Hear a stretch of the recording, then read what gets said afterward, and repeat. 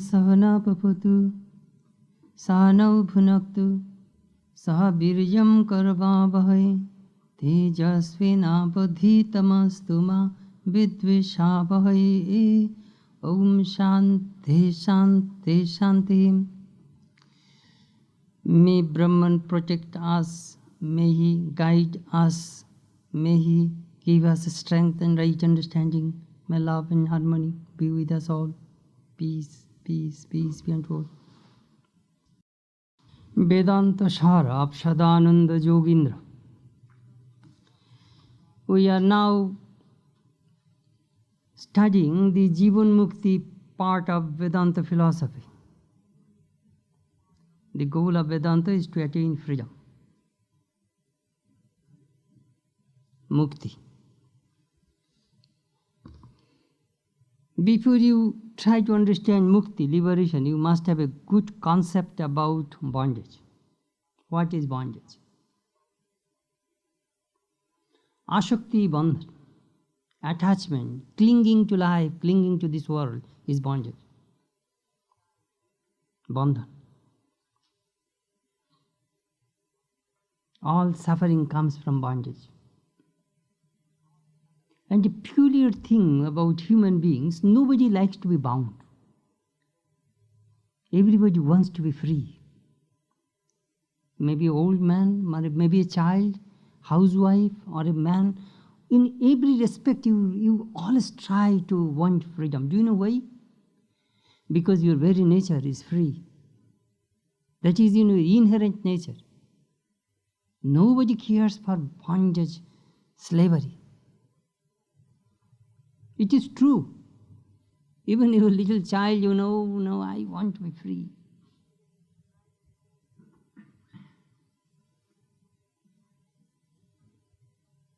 What is suffering, pain, dukkha?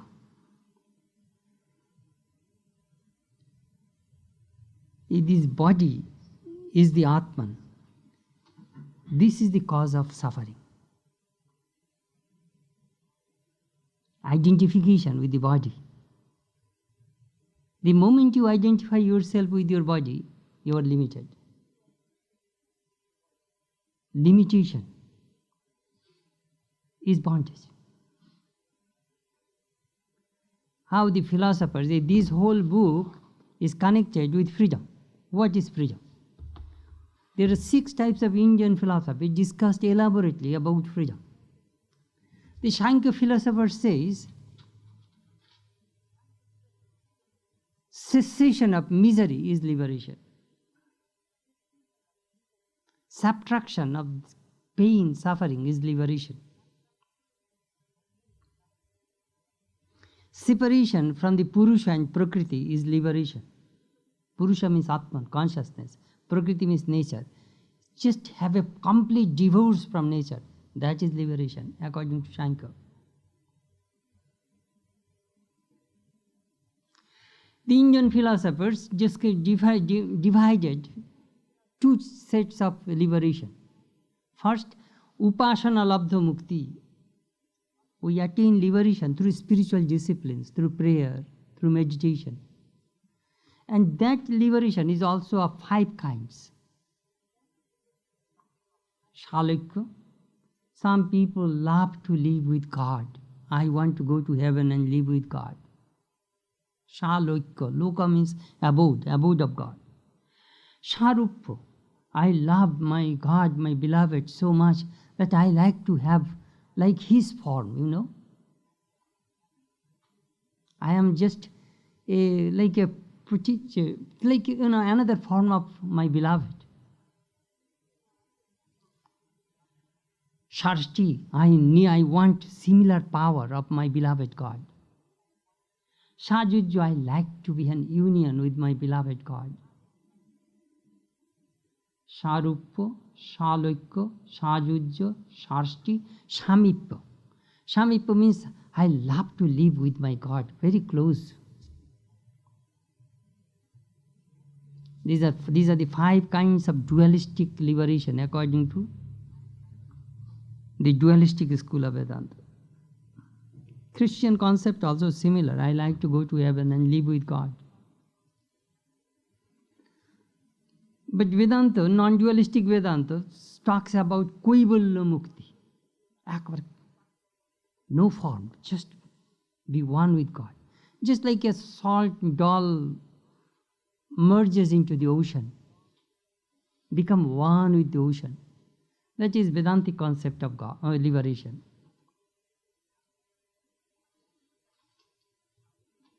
Can one attain this liberation? That is the question. Is mukti?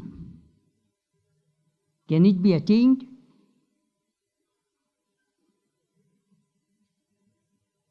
Shankara says, no, it cannot be attained. What do you mean? You are already free. Why are you trying to attain freedom? You forgot your real nature. That is the reason you are suffering. Just regain your own empire. They call it Sharajya Siddhi. Regain your own empire. They give this illustration that you have a necklace below your turtleneck sweater, and you are searching your necklace thinking that it is lost. One of our friends came and pointed out the necklace. Immediately you are happy. Oh, here, necklace is here. Liberation is just like that according to Vedanta. You are already free, but you do not know. You are unaware of it. Atma Nitya Mukto. Your Atman is ever free, ever perfect, ever pure, sinless. But you think, I am a sinner, I am limited, I am sick, I am this, I am that. These are the superimposition of the Atman. Upadhi. That is the reason we suffer. Then what do we need? We need knowledge, which removes the ignorance and manifests our real nature. That we need. Very simple.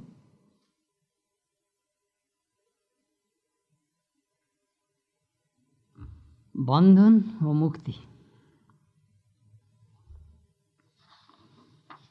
I told you many times, Vedantic concept of mukti is not to go to heaven. Because if you go to heaven, kshine punye martalokam vishanti. You go to heaven because of your virtuous deeds. You did a lot of virtue. So as the result of your good karma, you go to heaven. But when the result of good karma extinguishes, finishes, again you will have to come back to this earth. Why? Because this whole universe is related with Karya Karan Sambandha, cause and effect theory. Every effect must have a cause, every cause must have an effect. So the whole universe, the manifestation, this whole universe is connected with this.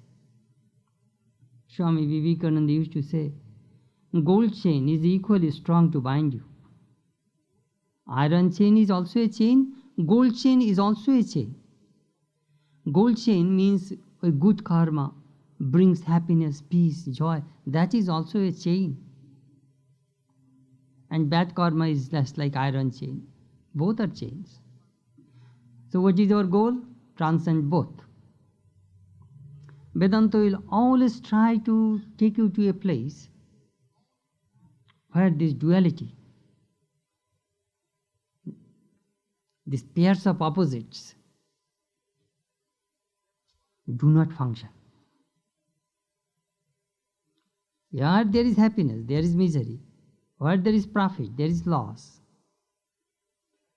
A duality, a pairs of opposites, all is in the domain of Maya.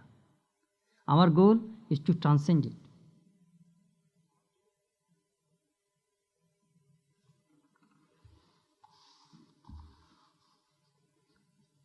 Now I shall read that verse. Vidyate hridayo granthe siddhante sarva samshayaha kshiyante chaisya karmani tasmin drishte paravare.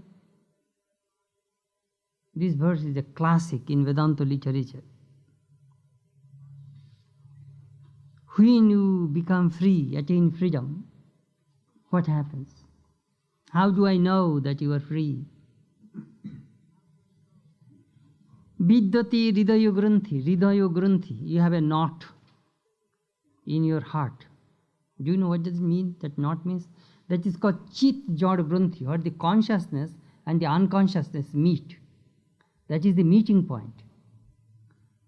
That is your mind, antakarana, the inner organ. We call it heart. In that heart, this consciousness reflects on the buddhi, in the intellect, and animates this whole body-mind organism. That is the conduit.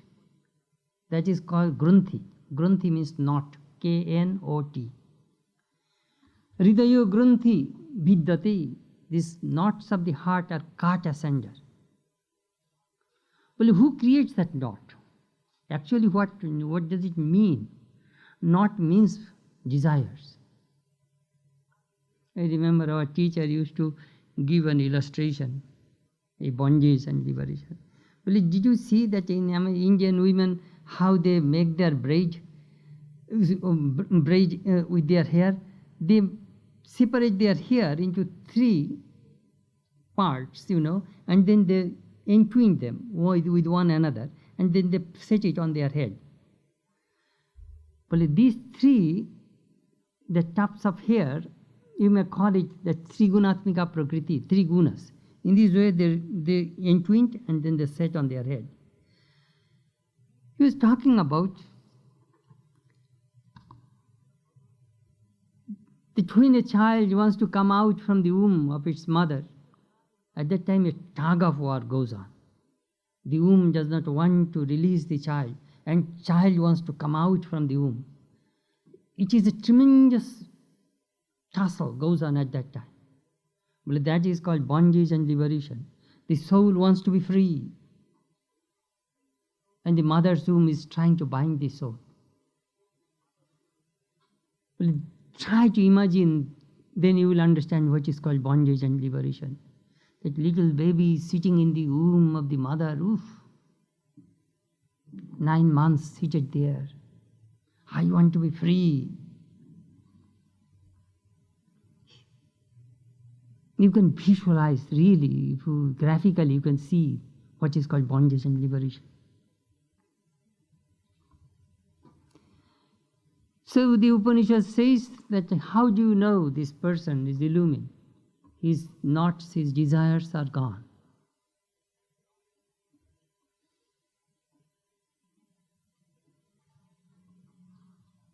Chiddante sarva samshaya, all doubts are dispelled. He has no more doubt. I remember once a devotee came to Belur Math and told Swami Premananda that he had a spiritual experience. He has the vision of God. Premananda says, are you sure? Yes. Do you have any doubt? Time to time a doubt comes. Hayanai. You have not seen God. When that Atman, when that experience comes, immediately all doubts disappear. Shasang Vedda.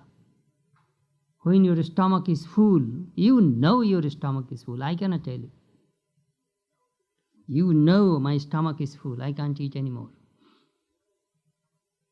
Similarly, when a person experiences this Atman, he knows, I got it. He does not have any doubt. Shyante chaisya karmani, all works cease to function. He has no motivation to do anything. Tasmin drishti paravare, when one experiences the supreme reality.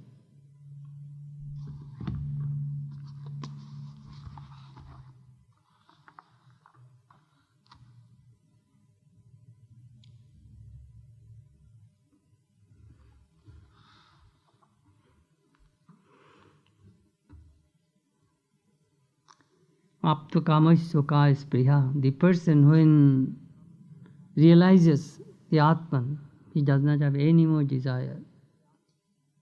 What shall I desire? What shall I seek in this world? Purnamada, I am full. As Sri Ramakrishna says, if the pitcher is full, it does not make any noise.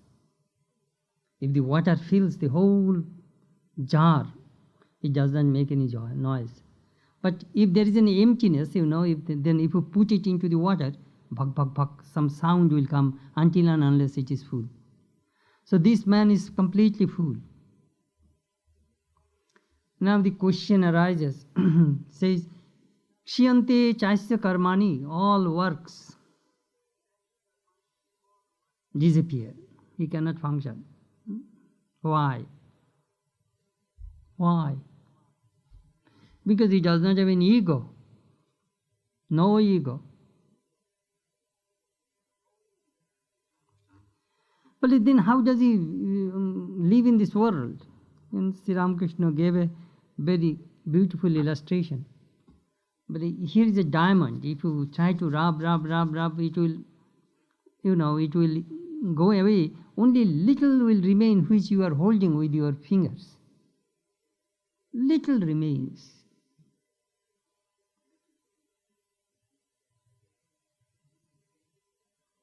The Vedanta teachers admitted that avidya lesh, a tint of avidya remains. Otherwise, who will be the witness of his own experience? Do you know what they are talking about? The moment you are illumined, if your all ignorance goes away, then your body will drop on the floor. You are supposed to, if you have no motivation, no desire, that means like a ripe fruit falls from a tree, so your body will drop on the floor right now if you have no desires. But we see an illumined soul also moves around, eats, sleeps like all of us. How is it possible? The tradition says, a little avidya remains due to prarabdha, that momentum action that I explained to you last time, that you are driving a car over the mountain and now it is a slope. You turn off the engine, you are just maneuvering the steering wheel and the car will stall when it comes in the plane. Bas. So similarly, at that time, this due to momentum, this car moves. So after illumination, this body remains as a momentum. And when that momentum is over, it will drop, it will stall, it will fall. If we do not believe Jivan Mukti, you see some people raise this question, the Jivan Mukti, liberated in life, free while you are living. If you do not admit these things, that a little ignorance remains, then you will not get illumined teachers. You will not get any testimony from anybody who will tell you that I have experienced that illumined one who is beyond darkness. Knowing him alone you can transcend death, says the Upanishad. Who will tell you all these things? You remember last week I gave that illustration? 4 persons went to see what is behind the wall. 3 persons jumped inside. 1 person saw it and came back and told them that what he saw, the glimpse of the infinite. Christ, Sri Ramakrishna, Buddha, they are avatars. They come and tell us God exists. Atman exists. I have seen God. You can also see. These people are the testimony. Their lives are the testimony.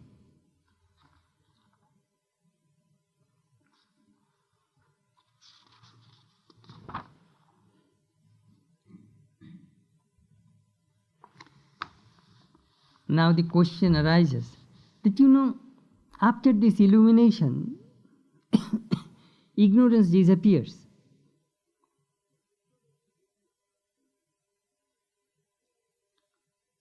If ignorance disappears, then a deho, moon, your body, mind, senses, they are all product of ignorance. They are supposed to stop. Because ignorance is not there. And if you say that part of the ignorance is gone and part of knowledge is there, then you are contradicting yourself. This room cannot be partly dark and partly lighted. See the position? The opponent is arguing with Vedanta that you are believing that a person, still his ignorance is little bit there in spite of his full illumination. How is it possible? That is the argument.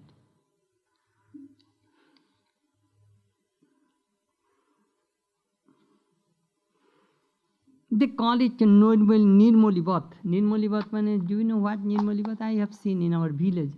My mother used to purify water. We used to bring water in one tank in the village where people will not bathe. All the rainwater will be accumulated. And then that water will be used for drinking purpose in the whole village. Of course, later we had tube well. That water, we cannot drink all tanks of water, that particular tank. And then she will bring water, then alam. There is a bamboo, like a, what is called tong, with the holding an alam, she will rotate into the water few times. Then if there is anything, any sediment, all these things will drop at the bottom.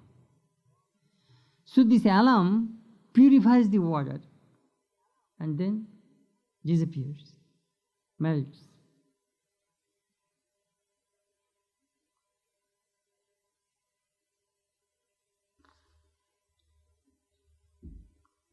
You put your dirty clothes into your washing machine. Then you put detergent. What does the detergent go? Detergent cleanses the cloth and also goes away through the hose, disappears. So this knowledge, comes in the system. Ignorance slowly disappears. Main ignorance goes away, if little remains, that also disappears. It is hard to argue this way, but this is the truth. That is the way it works.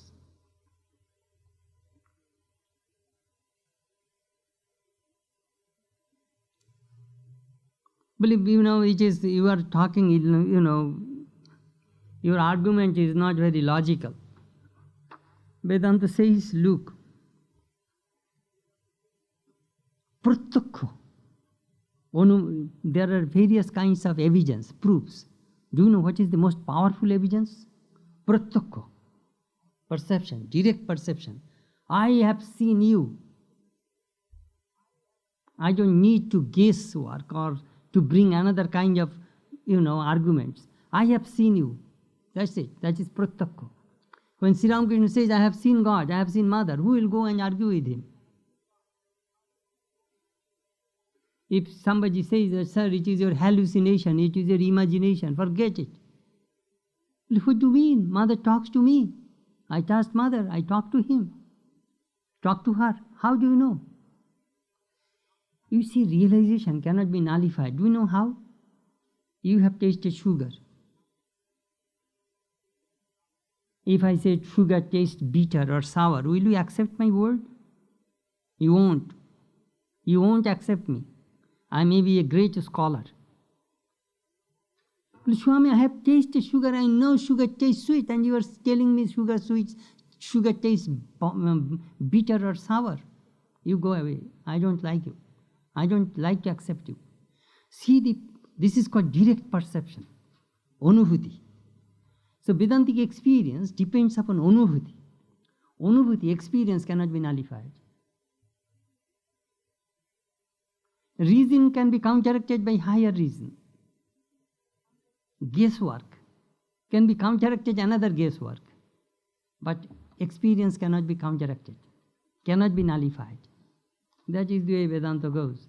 This man who has experienced the Atman is describing his experience in the Upanishads. And if you go and argue with him, he will laugh at you. I have seen Calcutta. I am coming from Calcutta. You have never seen Calcutta. If you say Calcutta does not exist, I shall tell you, you are a stupid person.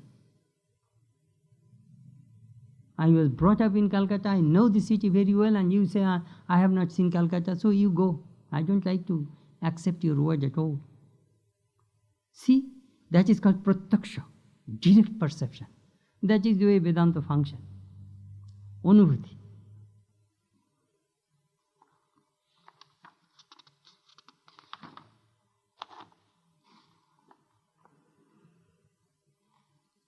Some aspects I always say, reason does not work.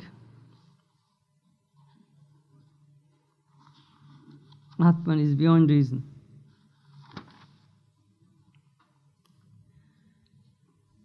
Ayam tu buddhana shomayi mangsha shunito mutra purishadi bhajanena sharirena andha manda apotuttvadi bhajanena indriya gramena asanaya apipasa ashoko mohadi bhajanena antakaranena cha purva vasanaya kriyamanani karmani bhujyamanani jnana aviruddha arabdha phalani cha pashyanopi vaditattvat paramarthato na pashyati. Such a liberated man, while he is not in samadhi, sees actions not opposed to knowledge, taking place under the momentum of past impressions, actions that have already begun to bear fruit, which he experiences through the physical body, composed of flesh, blood, and other things, through the sense organs, affected by blindness, weakness, incapacity, etc., and through his mind, subject to hunger, thirst, grief, delusion, etc. Yet he does not consider them as real, for he has already known their nothingness, as a man who is conscious that a magical performance is being given, even though he sees it, does not consider it as real.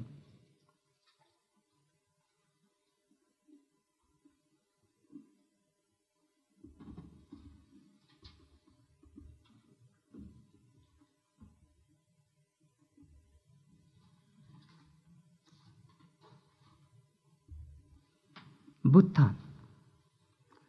After samadhi, after illumination, when a person comes to the normal in this earthly plane, what happens? His behavior, his action, his talk, his manner becomes different. I remember Swami Prabhupada told me an incident. One day Swami Premananda in Belur Math became very angry and scolding a monk and said, "Get out, take this coin and get out and cross this river. I don't like to see your face again." And Swami Prabhupada was then a young monk. He was thinking, what kind of holy man is this? He becomes angry like other people. Prabhupada was very much surprised. Then Baburam Maharaj is looking at Prabhupada and just smiling. And again he was looking at that brahmachari and scolding. And again he was smiling. Then he was really puzzled. He was thinking, what is going on? Later Prabhupada told me. Then Baburam Maharaj said, my anger, I had to make a special effort to make myself angry for the welfare of that boy. So the anger is on my lips, not here, not in my heart. You saw me angry, that came from here, for his welfare. I have no motivation, self-interest in this world, except the welfare of all people. You illumined soul, is Ishwar Koti, godlike soul. When a holy man is angry with you, you should feel that you are blessed, at least.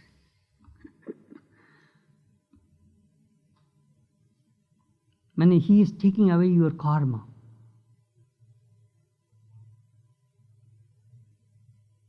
He is making extra effort to be angry on you.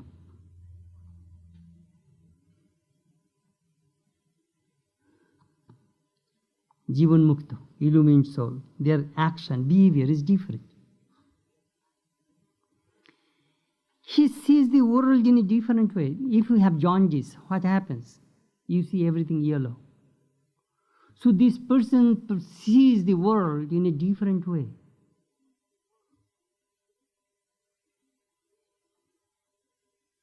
When Chaitanya was going to Vrindavan.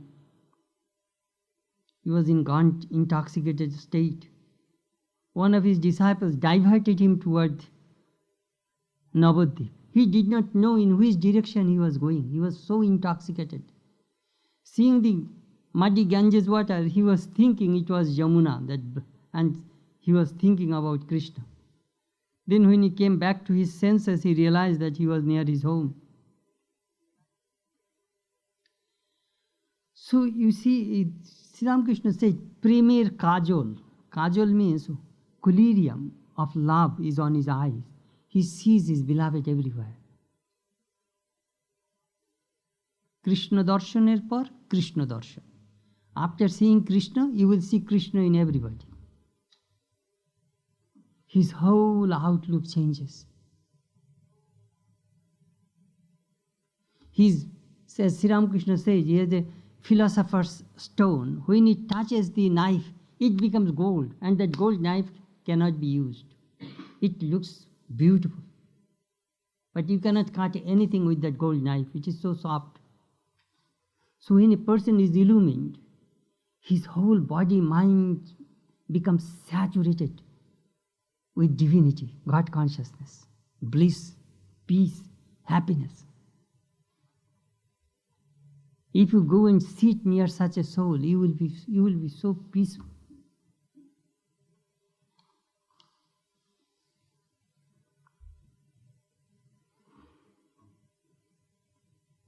Sadananda Yogendra mentioned Jadukar, magician. Magician is creating so many things on the stage, and people see it and they think those things are just real. But the magician knows that nothing of those things are real, just tricks.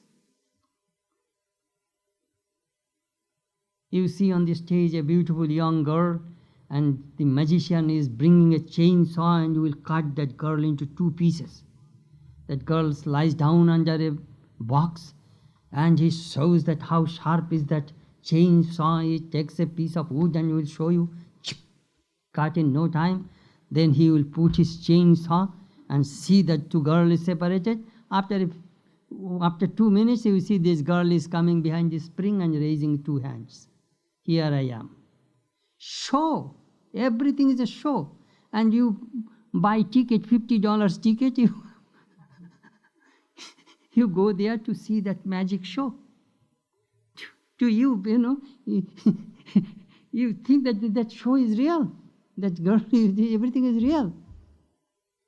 But the magician knows it is my show, my tricks.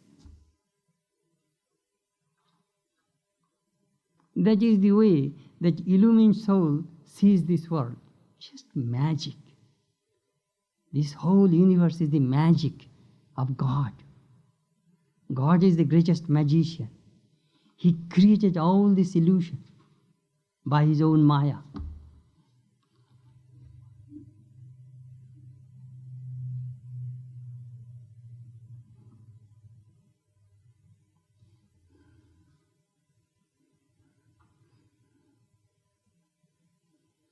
One day Sri Ramakrishna was saying Durga Charan Nag, I am just a person, lives here, priest of Dakshineshwar Kali temple, and I have all these problems. Nagmasha immediately said to Sri Ramakrishna, Master, you cannot delude me anymore. I know you are. You are God in human form. You are trying to throw dust on my eyes and try to evade. I won't let you go. I know who you are.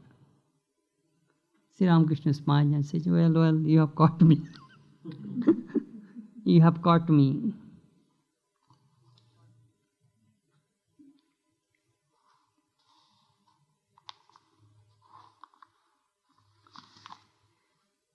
This illumined soul, he works.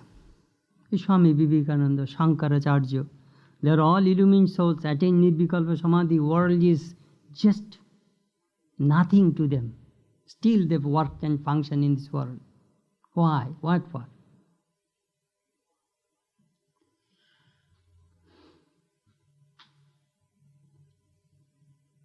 Out of compassion. A disciple of Sri Ramakrishna used to catch fish. Sri Ramakrishna scolded him and said, "Why do you catch fish?" "Why wrong? What is wrong, master? The fish is the Atman, I am the Atman. Atman is indestructible. Atman does not kill anybody. Atman is not killed by anybody." Sri Ramakrishna said, "What you say is true. But if you experience that Atman, that angle, that shipping line will drop from your hand. Your desire will not come to hurt anybody. My boy, you are befooling yourself, you are deceiving yourself. You are philosophizing your action. If I really know you are the Atman, I cannot kill you. Because you are Atman, by killing you, I am killing myself. Atman is one, Atman cannot be two. If you have that unity of experience, you cannot kill anybody. You cannot hurt anybody. My boy, you are deceiving yourself. Listen, a holy person keeps one thing with him, that is compassion. Never deviate from that holy ideal, compassion. Love for the people. Be compassionate. The world is suffering with misery. Can you sleep? Love people, serve people. So the Jivan Mukta, an illumined soul's mind is full of compassion. That thing plays. It is really, that is the main thing plays in his mind. That is the only motivation which forces him to move forward. Otherwise, he does not have any personal desire, no motivation, no self-interest, no ego.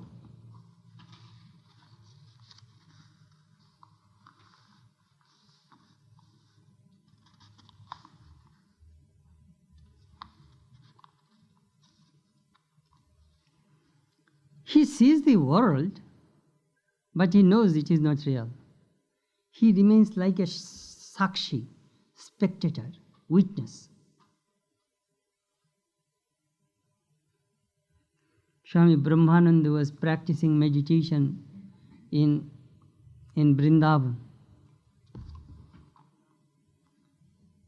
A rich man was passing by. In India, sometimes some rich people carry some kind of gifts to the holy people.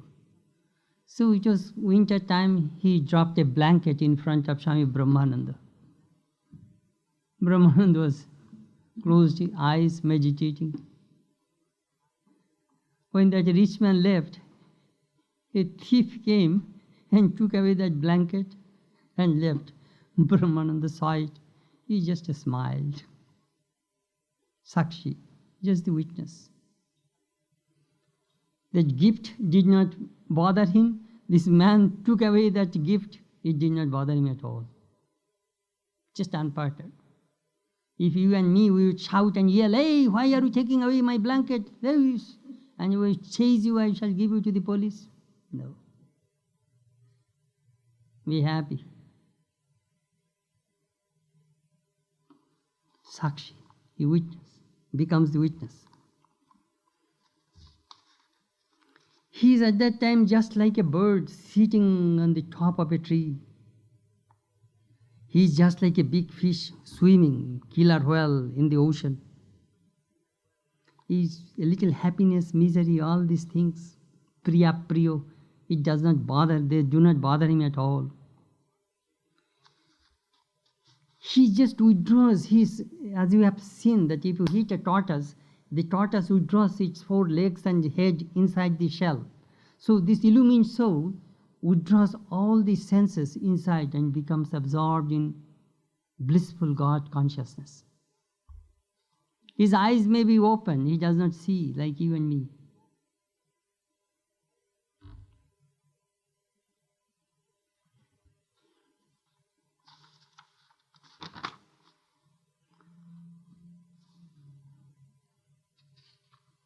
It's a wonderful state. Sachakshu achakshuriva sakarno akarnaiva ittadi shrutehi. Witness of Shruti passages as, though he has eyes, he has one without eyes. Though possessed of ears, he is one without ears. I remember a story of Buddha. It was a rain, thunderstorm and rain. All of a sudden there is a thunderstruck and a farmer died with his two bulls. The villagers rushed to help and saw that Buddha was standing nearby under a tree. Buddha, they asked, "Hello, have you seen this person?" "No." "Have you seen this person dying?" "No." "There was a rain and thunderstorm, you remember?" "Yes." "Are you sleeping?" "No." "Are you awake?" "Yes." "Have you not seen?" "No." "Then where have you been?"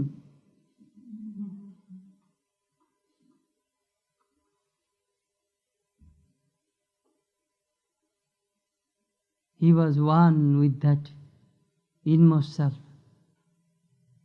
He was not sleeping. He was not awake either, like all of us. We see this, perceive this world through our senses. His senses are not out, but he was not sleeping either. He was really awake within.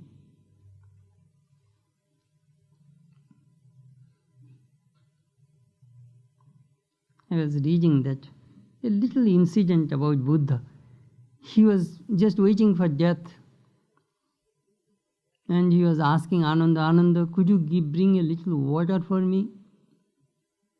Master, have you not seen 500 bullock carts just now cross this shallow river? The water is muddy. I cannot give that water to you. Ananda, I am thirsty. Please bring a little water for me. Again he repeated the same thing. Just now 500 bullock carts crossed this river. I cannot bring that muddy water for you to drink. He repeated 3 times. Ananda, I am thirsty. All right, Lord.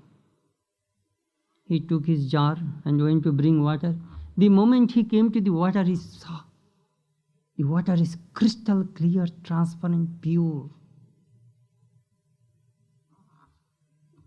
He was thinking, it is Buddha's power made this water crystal clear in no time. He brought that water for the Lord Buddha. They are ever awakened. Beautiful incident. You know, sometimes I visualize those things. Mahaparinirvaner Katha, the story of the Mahaparinirvana of Buddha.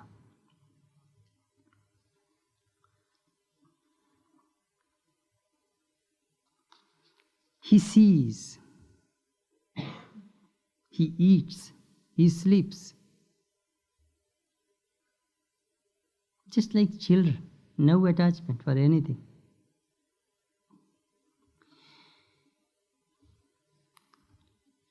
One Vedanta school says, there are 3 kinds of power of ignorance. With one kind of power, this universe looks real. With another kind of power, this waking state, this Vyavaharika, this empirical universe seems to be real. Another, Pratibhashik, this dream world seems to be real.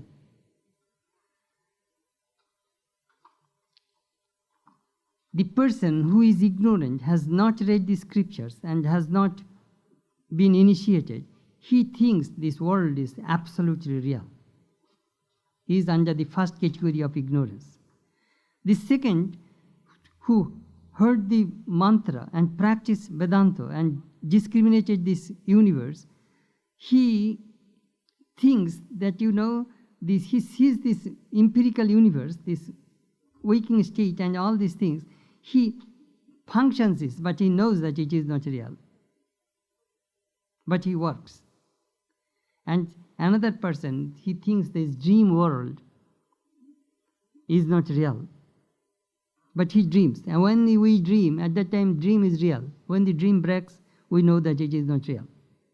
In this way, they divided three kinds of ignorance. The three aspects of ignorance. I should not say three kinds of ignorance.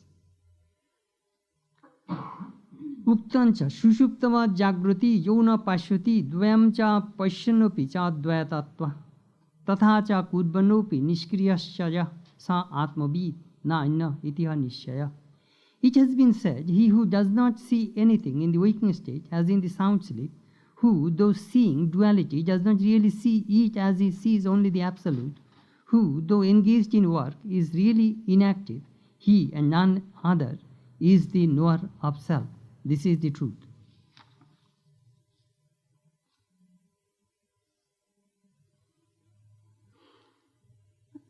There is I do not know how true it is. They say this crow has two eyes. When the crow sees the right eye, it does not see through the left eye. Its vision rotates from one eye to the other. When the crow sees with the left eye, it does not see with the right eye. And when through the right eye, it does not see the left eye. So you will see the crow, when they do always, they are moving their head like this. So the question arises here that after this illumination, how this illumined soul lives in this world, enjoying food, other nice things, and at the same time he is absorbed in God consciousness. How is it possible that he does two things at a time?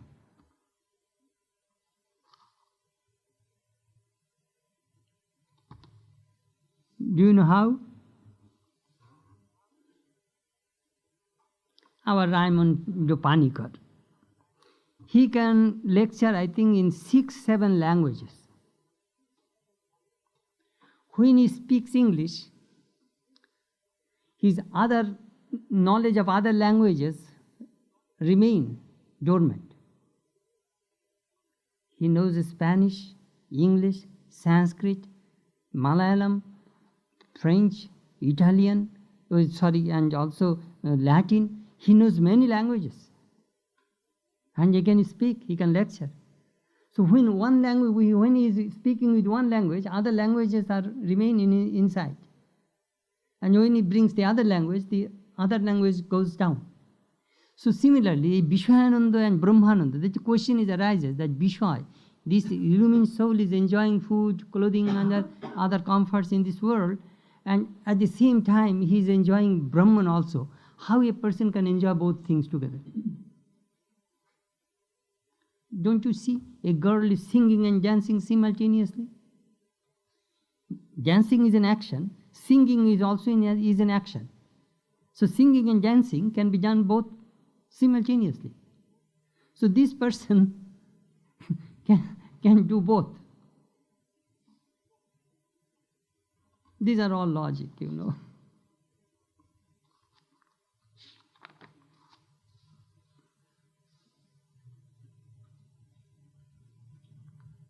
How does he enjoy?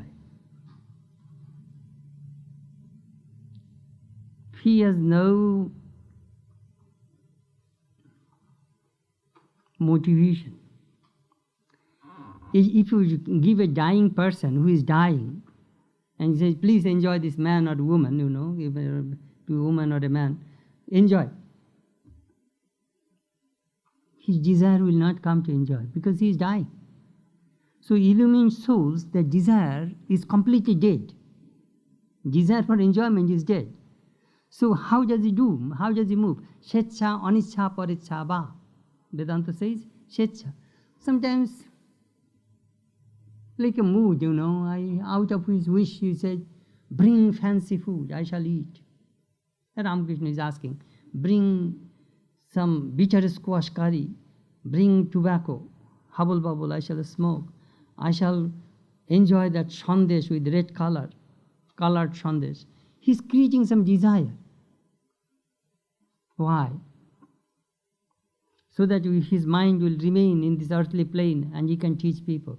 Otherwise he will merge into samadhi if he does not have any desire. He cultivates desire, and we are trying to eradicate desire, and he is trying to cultivate desire so that his mind will remain in this world, so that he can teach, he can function. He is praying to the Divine Mother, Mother, samadhi, don't pay. When his Kundalini is awakening, he says, Mother, goes down.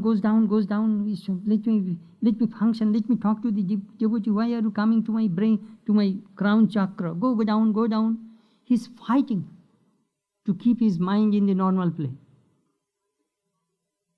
And we try to raise a little bit up, and he is trying to put this thing down. Mother, these devotees have come, don't put me into samadhi right now. Let me talk to them. He is praying. He is avoiding samadhi. And we are seeking a little bit samadhi, and he is trying to give up samadhi. Mother, don't bring samadhi right now. The devotees have come from Calcutta. I will have to talk to them. Just see.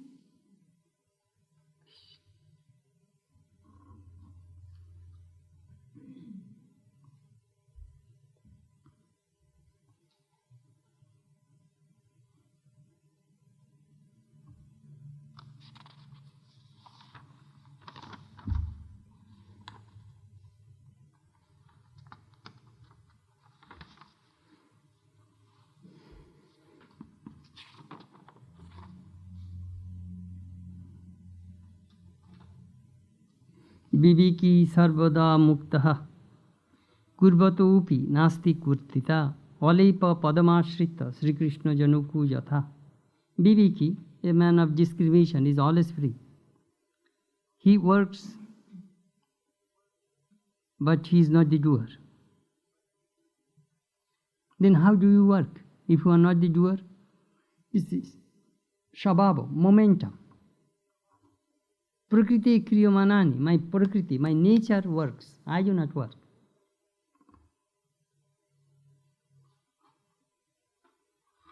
He sees body like a motor car. Motor car is not the driver. You are the driver. You manipulate the car. The car moves according to your direction. So this Atman uses this body as a car, as a vehicle. Let this body functions. Because Atman is at that time is controlling the whole thing.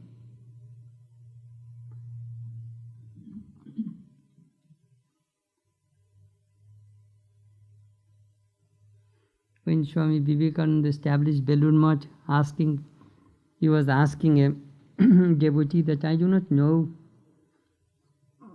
I started the Ramakrishna Math and Mission, this huge organization, whether I will be tied by bondage or not. The devotee Nag Mahasaya says, my goodness, you are Lord Shiva. No Maya can bind you. Yes, that is the way I feel. I feel I am an instrument. God is using me. When you write with your pen, does the pen become proud that, hey, I am writing all these letters for you? Your body is just like your pen. With that pen you write. A body will work. Swami Ramakrishnananda gave that illustration. When I became a monk, I tried to understand that thing. How I can make my body as my pen.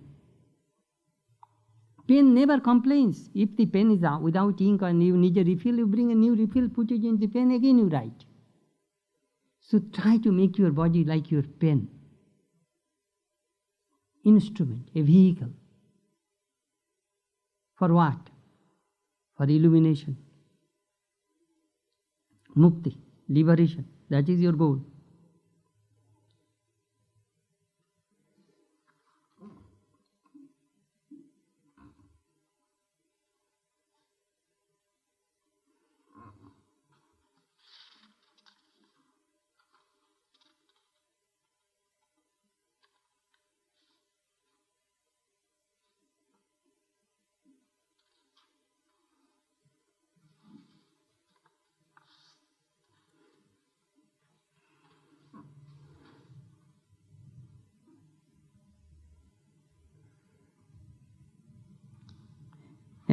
living soul, as according to Gita, Ya Nisha Sarvabhutanam Taisam Jagrati Sanjami Yasam Jagrati Bhutani Sanisha Pashyato Mune. What is day to a yogi? That is night to the person in this world. What is night to the person in this world? That is day to the yogi. Means we are aware of the worldly things, but the yogi is unaware of it. We are unaware about God consciousness, yogi is aware of it. Just vice versa.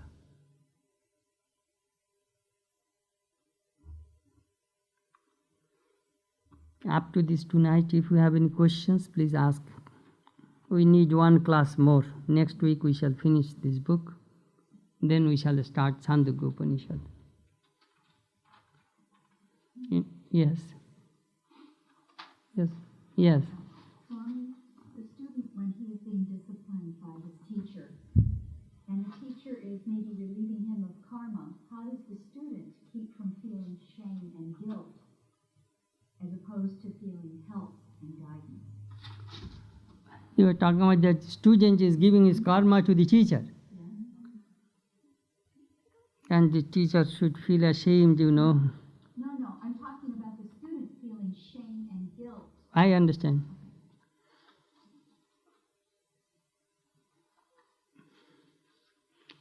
You see,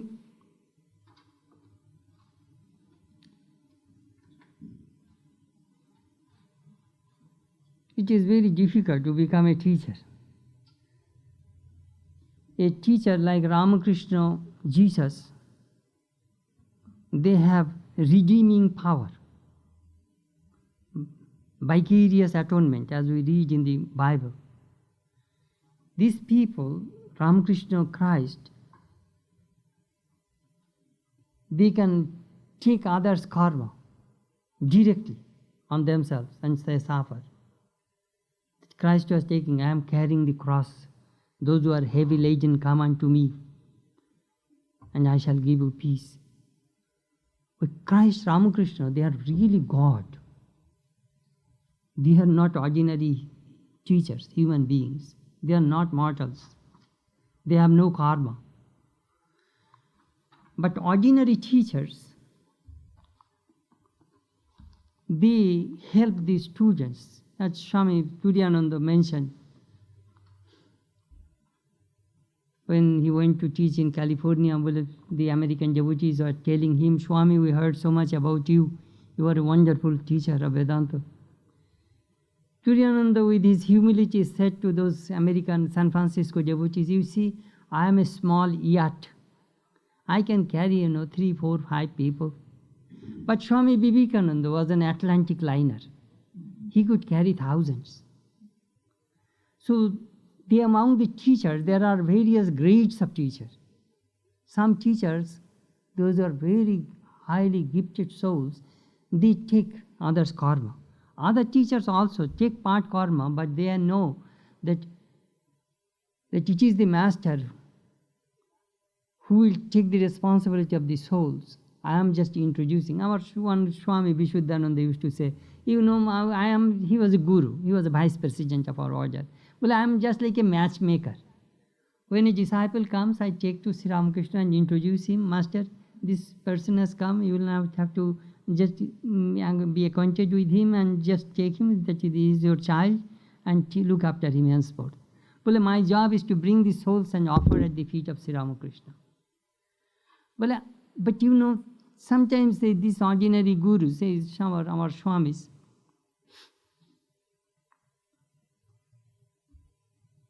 they do not have, I should not say they do not have power like Christ and Buddha, but they help. I sometimes give this illustration. When you become thirsty, do you go to the Mississippi River? No. You go to your bathroom or in the kitchen faucet, you drink water. You know that water is coming from the Mississippi River. It is filtered and then it is delivered all over the city. So try to imagine that God is just like the Mississippi River and all these individual faucets are like Guru. This faucet is just like a Guru. When you drink water, you come to a Guru, teacher, who is giving you the water. so that your thirst may go away, you know. That is the way I look at ourselves. Swami Prakashananda, who, our old Swami, who established this center, he went to Swami Shivananda and asked Maharaj that some people take initiation from Holy Mother and some people take initiation from Brahmananda. Is there any difference? Shivananda said, no. Same Ganges water coming through two taps, through two faucets, same water, same Shakti. Do you know what? We initiate people, we give spiritual instruction. From the bottom of my heart, I know it is